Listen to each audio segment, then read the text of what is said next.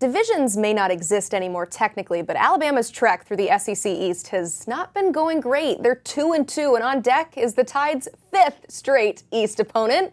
That is number 21, Missouri. And here to help us break down this very exciting game in the SEC, we've got Gerard Hamilton from Power Mizzou and Mike Rodak from Bama 24/7. Let's tell you a little bit more about this matchup, guys. It's the first time these teams have met since 2020, and Alabama leads the overall 5-2. But that bright, scary red note in the middle there says that Alabama is at risk of suffering its third loss before November. And last time that happened, weeks later, the Mike Shula era ended. Now, nobody's getting fired, just pointing out that it was a long time ago. And so was the last time Mizzou beat Alabama, 1975, which was 7 years before Eli Drinkwitz was even born. So a lot of history potentially could happen here on Saturday. But let's start with these quarterbacks. I'd say both of the guys have injury concerns.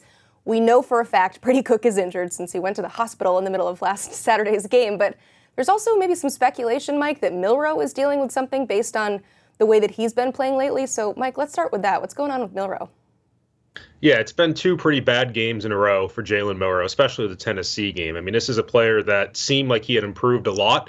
The first month of the season was right in the Heisman mix, was one of the best quarterbacks in the country. And these past 2 weeks has thrown 4 interceptions. That's the first time in 17 years that an Alabama quarterback has thrown that many interceptions in 2 games. So something's off. His accuracy is certainly off. We saw that on a lot of his throws against Tennessee. And, there is definitely speculation that maybe he's a little bit banged up. And we've asked players about it. We've asked Kalen DeBoer about it. They haven't really led on to anything significant, but they've also said that at this point in the season, a lot of players are dealing with a lot of minor things. And I think that's where the truth ultimately lies, is that there could be just some minor nicks and bruises, but nothing that has affected his availability. And if there was something that was affecting Jalen Milroe's availability, he would have to be on the injury report, and he hasn't been. So I'll take Alabama at face value there and say that Jalen Milroe is okay to play. Obviously, he's a little bit worn down from the season, but certainly needs to play better in this game.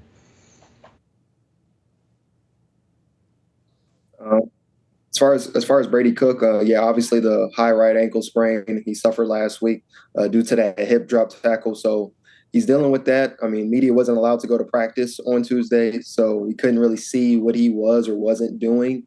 But that's not the only thing. Before this game last week at versus Auburn, Brady was on the radio and said that he's feeling the best he's felt in quite a while, which indicates that he was dealing with something else prior to that. And we've kind of thought about that as the season's gone along, but like similar to what Mike was saying about Jalen, we haven't really seen Brady on the availability reports that come throughout the week. So he's dealing with that high right ankle sprain, and it seems like he's been dealing with something else. We're not really sure about that, and we don't really know his status. Going into the week, we have to wait until Wednesday night's availability report to see if Brady will be on there. But he's most likely going to be on there as questionable.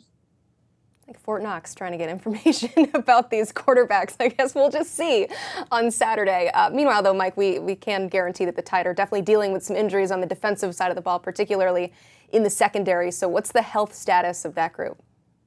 Yeah, that was a pretty big mess against Tennessee, with a lot of guys going in and out of the game, a lot of guys dealing with injuries. And ultimately, the one big one coming out of the game is Keon Sabb, the starting safety, a third-year player, a transfer from Michigan.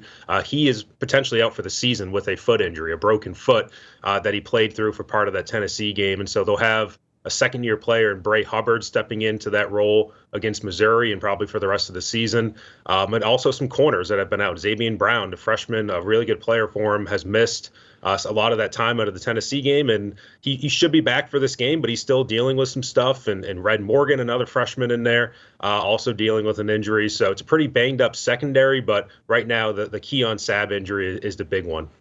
All right, I feel like it's been all kind of negative with Alabama, but I do have one last question for you. I mean, it was a flag fest for both teams in Knoxville, but the Tide did finish with 15 penalties for 115 yards. Everyone's saying, oh, this is so uncharacteristic. We wouldn't see this under Nick Saban. But, Mike, how are they addressing that very real issue ahead of Saturday? Yeah, I mean they had 17 penalties for even more yards against Tennessee 2 years ago. So I don't know if it's a Saban versus DeBoer issue. It's certainly an issue that has plagued Alabama not just this season when they have the seventh most penalties in the country, but it was a problem the last couple of years of the Saban administration as well. So it's something that they're trying to really begin with off the field. That's something that players said this week was the way they tuck in their shirts, the way that they're on time for meetings, the way that they do everything during the week off the field translates to their discipline on the field. So that's something that they're trying to refocus on this week, but it should help being at home. I mean, that Tennessee crowd noise was a big factor in a lot of the struggles that they had, with some of the pre-snap penalties on Saturday. So being at home, I think, will help, but just some of the emotional penalties, some of the alignment things that they need to clean up, those were still true against South Carolina a couple weeks ago at home. So obviously still an ongoing issue for this team.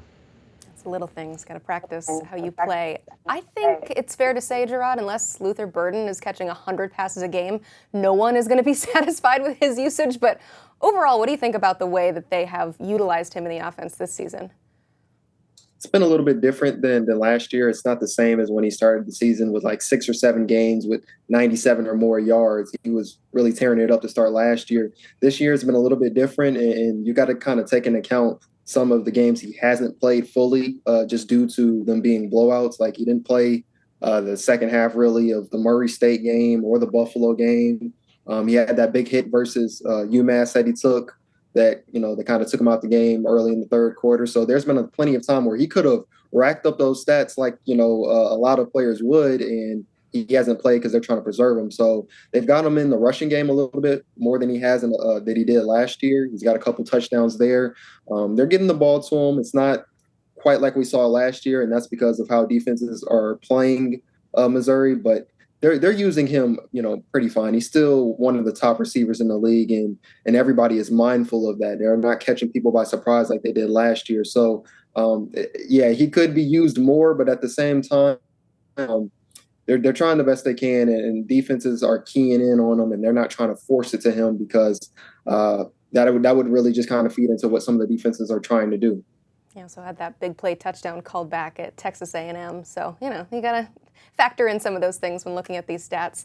All right, guys, we simulated this game 20 times on EA College Football 25 video game, and we don't see this often, so I got to shout it out. We got a tie, 10-10. So for each team, let's start with Mike in Alabama. What's the biggest key to pulling out a win in the real football game?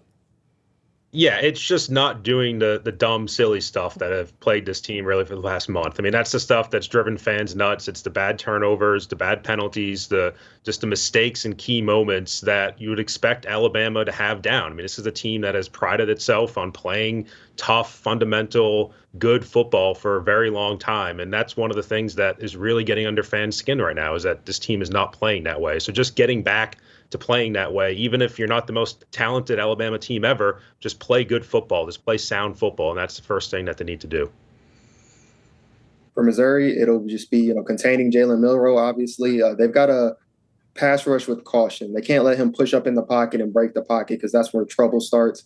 You don't want him running all over the place, but you kind of got to pick and choose your spots. And then in the red zone, I think Alabama's like 83rd in their red zone offense, and that doesn't sound that great, but when they're in the red zone, they score a lot. 21 of their 23 scores have been touchdowns. Missouri, they rank 34th in red zone defense, 11 of 14 with 7 touchdowns. So it'll be about limiting Alabama in the red zone to field goals instead of touchdowns, and then on the flip side, doing it themselves and getting touchdowns instead of field goals for Missouri. Got to look out for that number 2. He was the highlight of this highlight package we just showed of Alabama and Ryan Williams. Guys, thank you so much for this great breakdown. You can check out more of their great breakdowns at powermizzou.com for all things Missouri, and Bama 24/7 for everything you need to know about Alabama.